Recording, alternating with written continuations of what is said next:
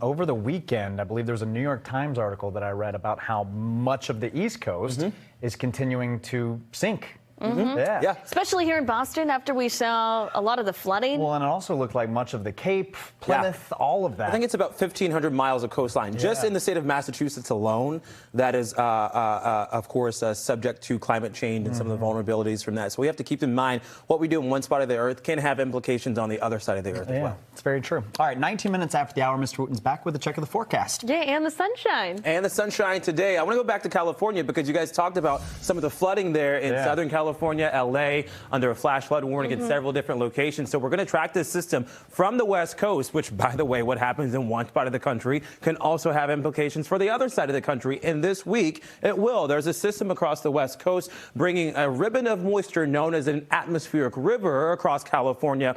And the Golden State there pushes towards the east, goes through the Colorado Rockies, and then by Thursday night, we'll see that system stretched out from Florida and all across the Northeast. There will be mostly rainfall with this as the warmer air starts to work its way in. Not too warm today with temperatures sitting at 36 degrees. It's still windy and chilly out too with a wind chill of 27.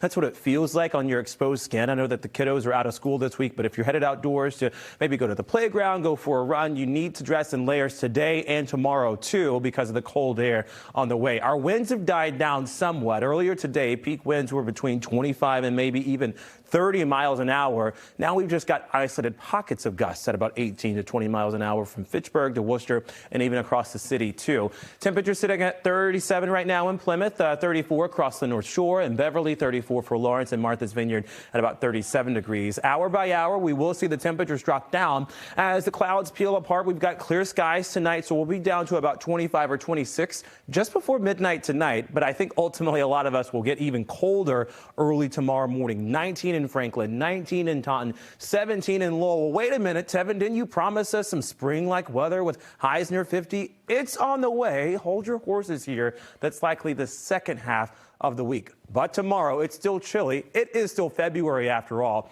Wind chills in the teens to 20s through much of the day with plenty of sunshine similar to today. So 35 for a high on Tuesday. Wednesday, oh, see, I told you this gets a little bit better at 40 degrees. And then Thursday, we're nearing 44. That's not the limit of our warm up. I think we'll see highs near 50 come Friday. Also on the way come Friday, the chance of rain showers. Remember that system across the west that we just tracked?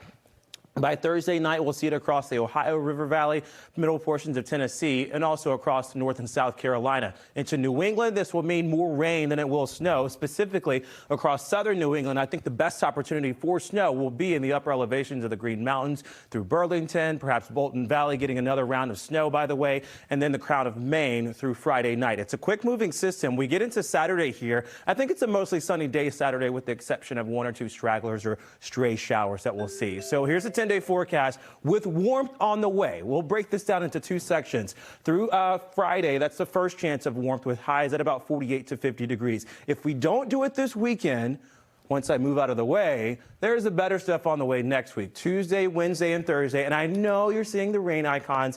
I can't do anything about that, but I am bringing spring-like warmth through much of next week as we round out not only the final few days of February, the final few days of meteorological winter, the end of the month. Who needs the gopher? Gopher? Groundhog. Gopher? Whenever you have the rodent. Groundhog. Rodent. Yes.